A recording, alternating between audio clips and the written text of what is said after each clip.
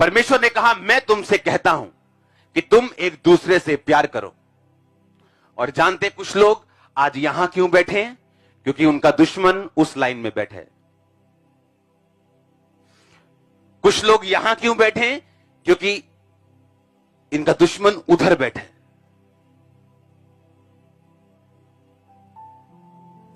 और जब आज चर्च में आए तो उसे देखते ही तेरी ऐसी तैसी, ये भी आ गया।